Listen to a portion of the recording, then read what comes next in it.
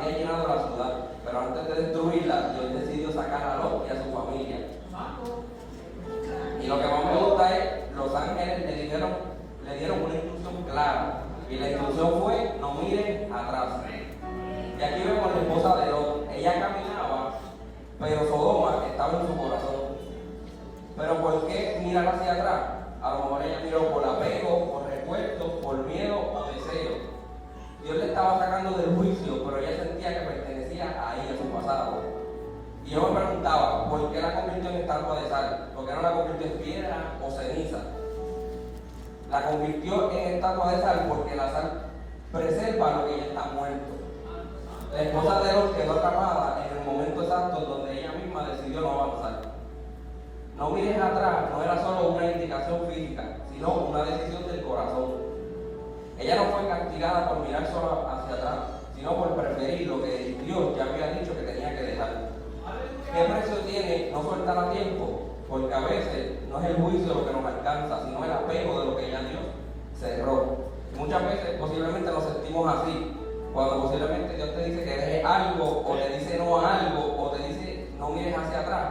Pero muchas veces somos, por decir la palabra, testaduros y nos vamos en contra de la voluntad del Señor. Y la Biblia nos enseña que recordar no es el problema. El problema es quedarse atrapado en el pasado. Y el apóstol Pablo, en un momento dado, habló y dijo, en Filipenses 3:13, olvidando ciertamente lo que queda atrás y entendiendo lo que está hacia adelante. La salvación de la esposa de Lot estaba adelante, el futuro de ella estaba adelante y la nueva oportunidad estaba adelante. Pero la mujer de Lot tenía el cuerpo fuera de Sodoma, pero el corazón todavía estaba allí. Ella miró atrás porque todavía estaba conectada, posiblemente emocionalmente, a lo que Dios ya había decidido destruir. Y mucha gente hoy quiere avanzar con Dios, pero todavía extraña relaciones viejas, amistades dañinas, pecados pasados y lugares donde Dios los sacó.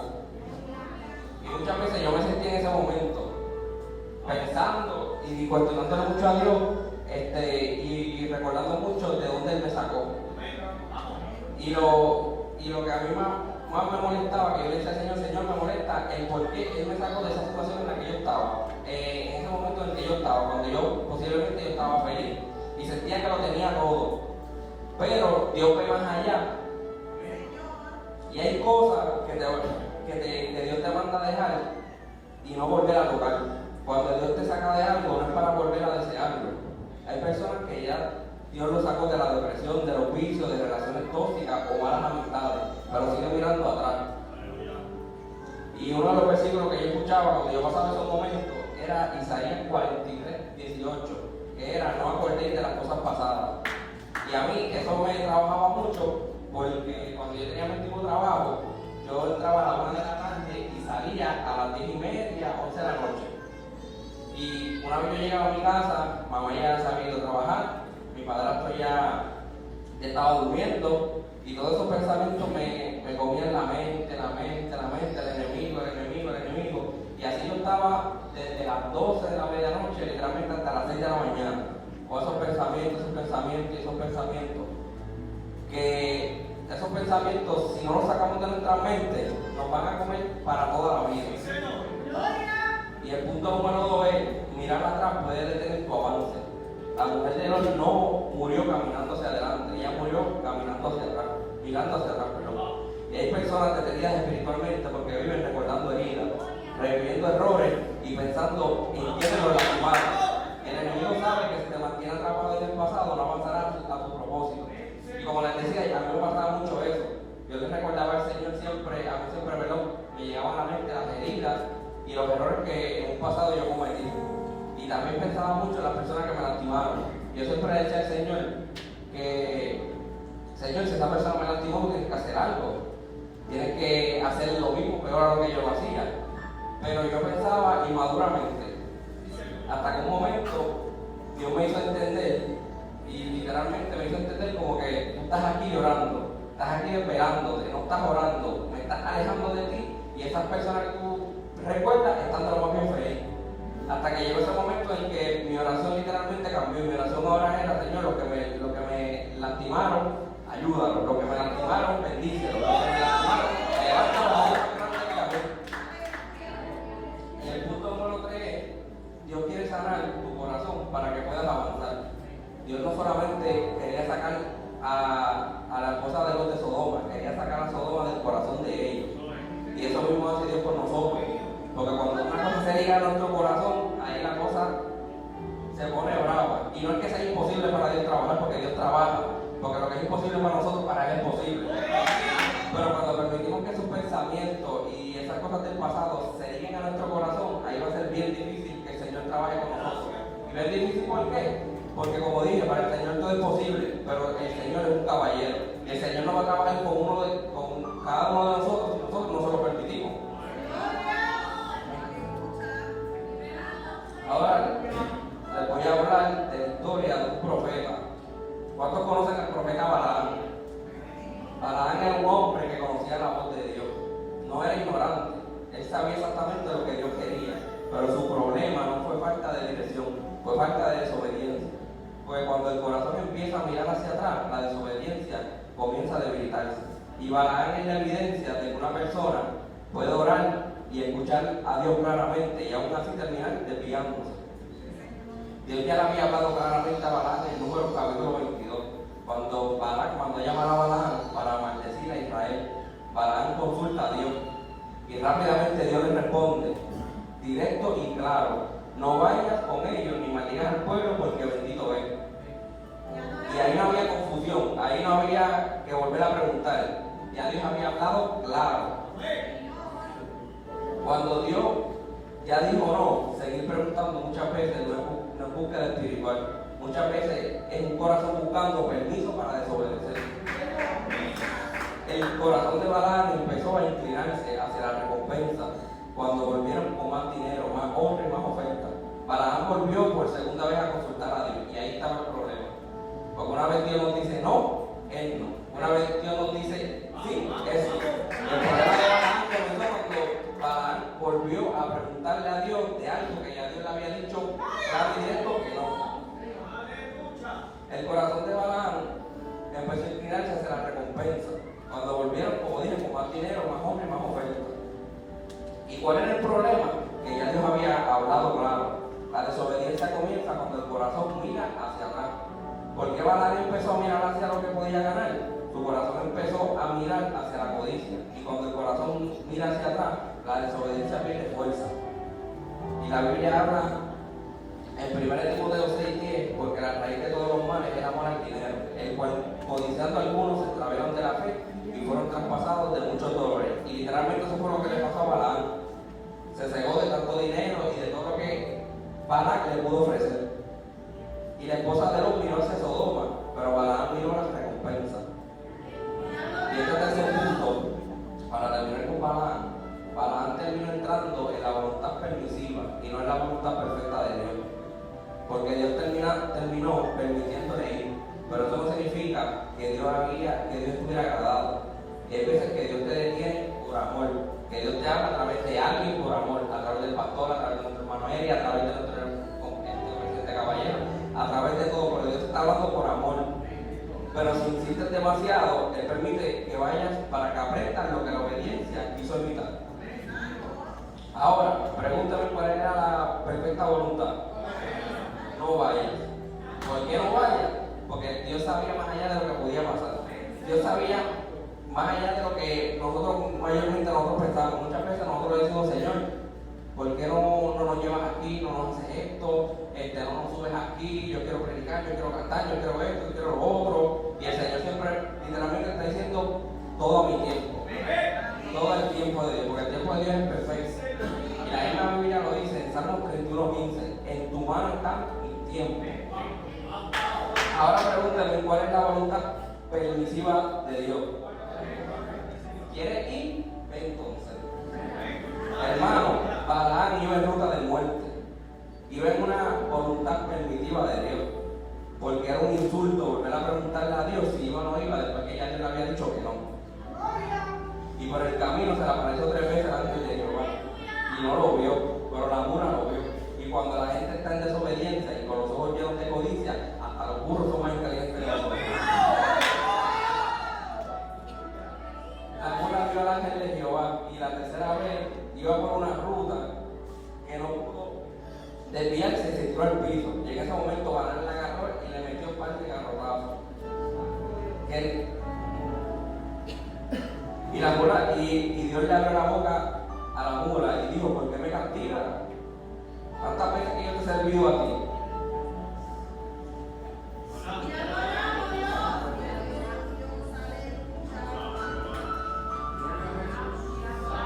Qué lindo tú eres, Señor. Y en ese momento le abrió los ojos Dios a Balaam y vio al ángel de Jehová y le dijo: no te he matado, porque la mula se desvió y te salvó la vida. Literalmente Balaam le debía la vida a la mula. Y el ángel le dijo: este viaje es abominable a Dios. Y Balaam: pues si tú no quieres que yo vaya, no voy. Y el ángel le dijo: vete y pregúntame cómo terminó todo. No pudo maldecir con Israel porque Dios nunca se lo permitió. Pero cuando vino la batalla de Moab y Israel, entraron en guerra, mataron a cuchillo a Balaam, un profeta de Dios. Que hoy en día hay profecías de Balaam en la Biblia que todavía están escritas. Porque aunque él pecara y desobedeciera, la palabra que salió de su boca no la pudo desobedecer porque era palabra de Dios. Balaam no cayó en un momento. Cayó cuando dejó que su corazón negociara una palabra que ya Dios había establecido. La caída comienza cuando el corazón desea aquello que ya Dios nos mandó a soltar. La historia de Balaam nos enseña que la desobediencia no siempre comienza con una acción. Muchas veces comienza con un deseo escondido en el corazón. Balaam conocía la voz de Dios, pero permitió que la codicia, el interés personal y las ofertas del mundo hicieran que comenzara a negociar una palabra que ya Dios había dejado clara. También nos enseña que no basta con escuchar a Dios, hay que obedecerlo completamente. Porque una persona puede tener dones, escuchar revelación y aún así desviarse. Si su corazón empieza a mirar hacia aquello que ya Dios lo mandó a dejar. Cuando Dios dice no, es protección, no limitación. Balaam creyó que podía acercarse a aquello que Dios había prohibido sin consecuencias, pero terminó alejándose del propósito de Dios. Y la tragedia de Balaam no fue que no escuchó a Dios, y no fue por falta de consejo, porque Dios le habló claro. Fue que quiso obedecer parcialmente mientras su corazón seguía mirando hacia lo que Dios ya le había prohibido.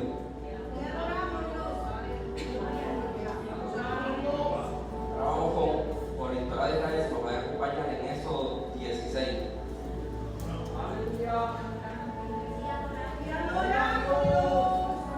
Qué lindo tú eres.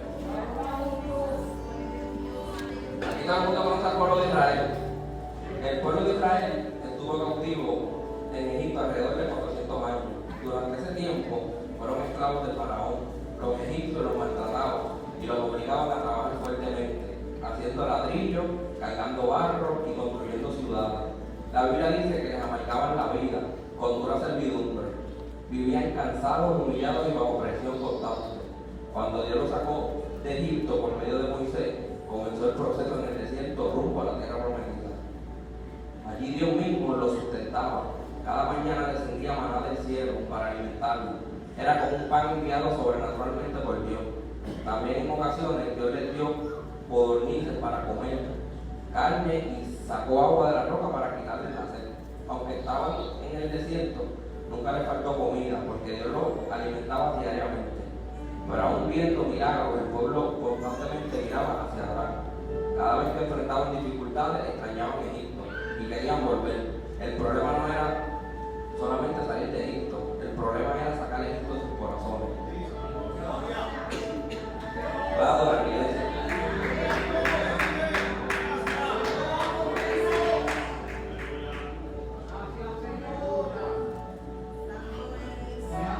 En Éxodo 16, 2-3 dice: y toda la congregación de los hijos de Israel murmuraron contra Moisés y Aarón en el desierto, y les decían: los hijos de Israel ojalá hubieran muerto por mano de Jehová en la tierra de Egipto, cuando nos sentábamos en las ollas de carne, cuando comíamos pan hasta saciarnos, pues no habéis sacado a este desierto para matar de hambre a toda esta multitud. Y en esos 16, 2-3, el pueblo comenzó a murmurar porque el desierto los incomodó, y cuando llegó la prueba empezaron a mirar hacia atrás, deseando volver a Egipto. Ellos dijeron: allá teníamos pan y carne, pero olvidaron que también tenían cadenas. Porque cuando una persona mira el pasado con deseo, empieza a olvidar todo el daño que ese pasado le causó. El desierto no era para destruirlo, era para preparar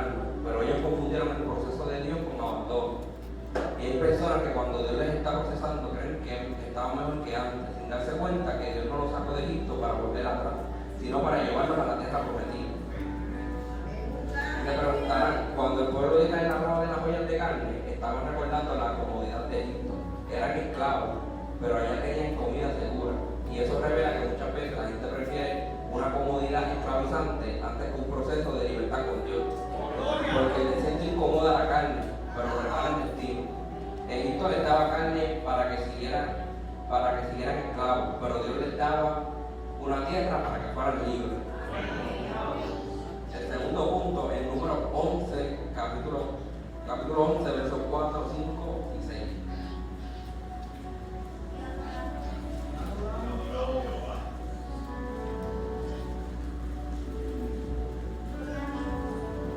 Dijo pues Moisés a Jehová, ha dicho así: a la medianoche yo saldré por el medio de Egipto, y morirá todo primogénito en tierra de Egipto, desde el primogénito de Faraón que se sienta en su trono. Perdóname, iglesia, perdóname el número 11, perdóname. Aleluya, gloria a Dios.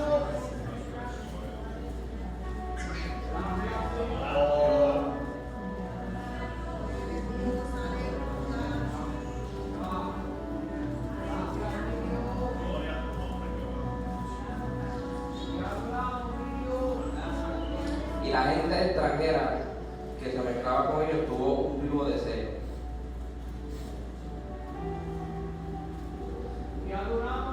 Y llamó a aquel lugar de Vera, porque el fuego de Jehová se encendió en él. En este segundo punto, el número 11, 4 al 6, es todavía más profundo, porque aquí ya no solamente estaban recordando las ollas de carne, ahora estaban mencionando completamente el pasado. Ellos dijeron, nos acordamos del pescado que comíamos en Egipto de balde, de los pepinos, melones, puerros, cebollas y ajo.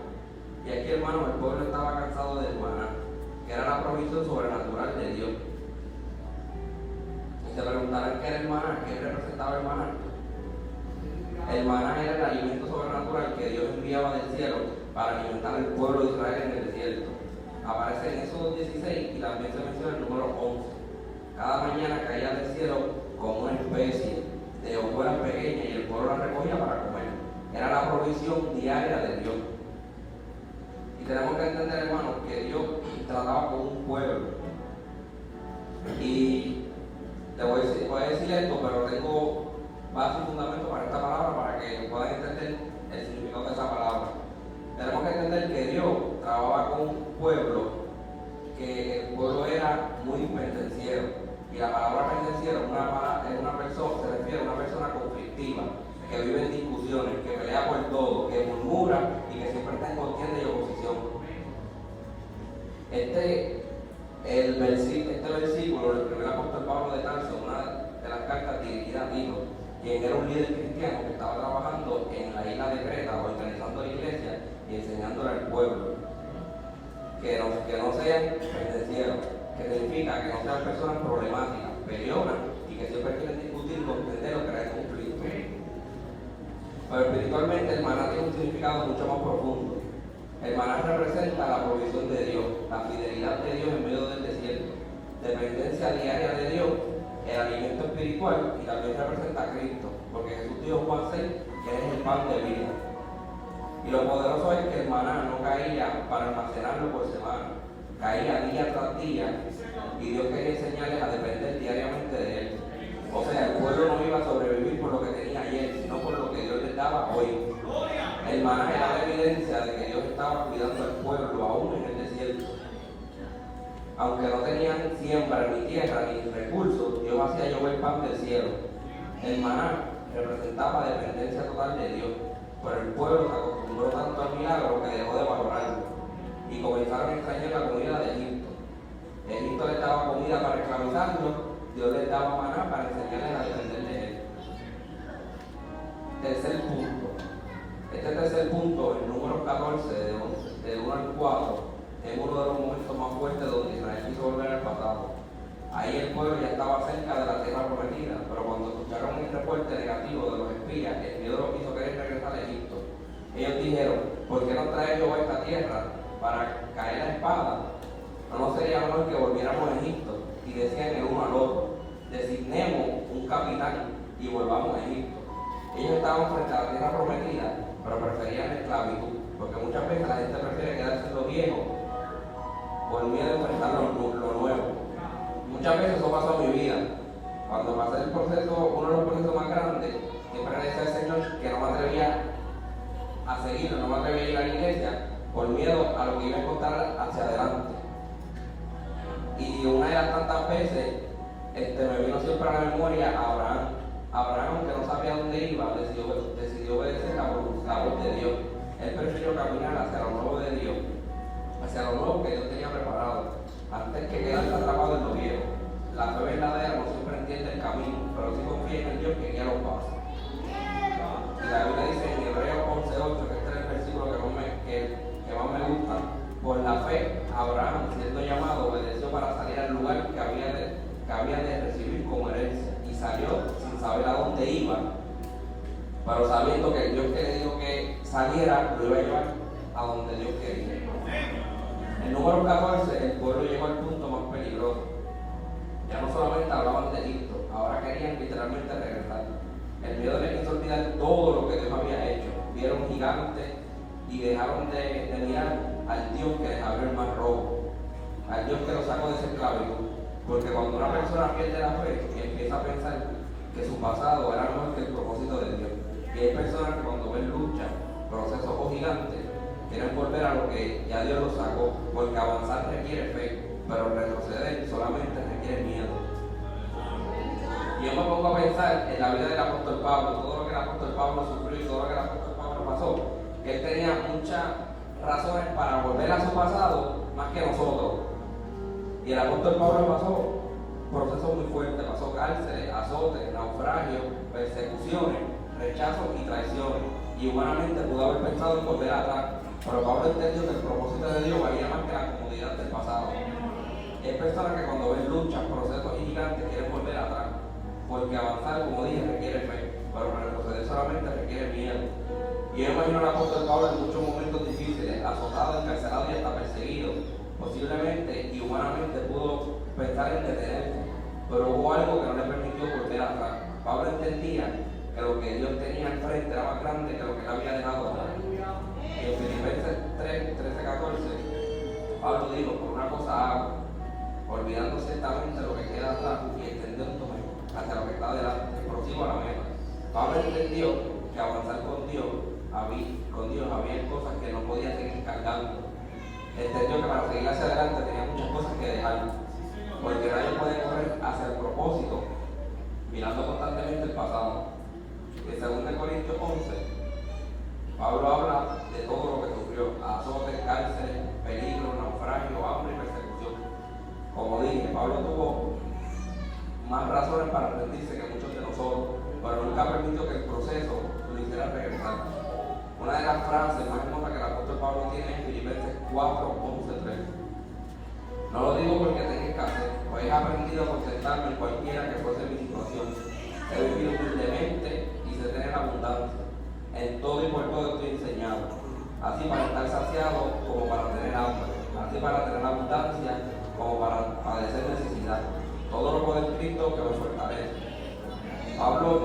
Prácticamente Pablo aprendió que su paz no dependía de la que tenía, sino de quien estaba con él.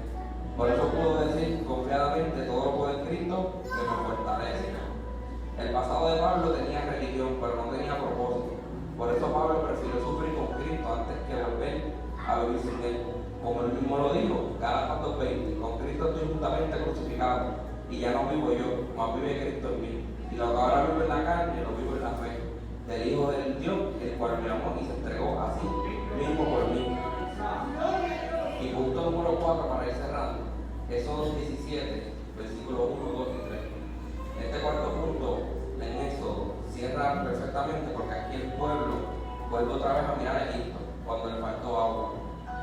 Cada vez que llegaba una necesidad, una prueba o una incomodidad, el pueblo pensaba que Egipto era mejor. Y eso demostraba que todavía no confiaban completamente en Dios. Aquí el problema era la sed, y la sed en el desierto era algo serio, porque sin agua el pueblo sentía miedo de morir. Pero en vez de recordar todo lo que Dios ya había hecho, abrir el mar y enviar maná, sustentarlo, comenzaron un ¿por qué nos sacaste de Egipto? Y en ese mismo capítulo Dios manda a Moisés a hablarle a la roca.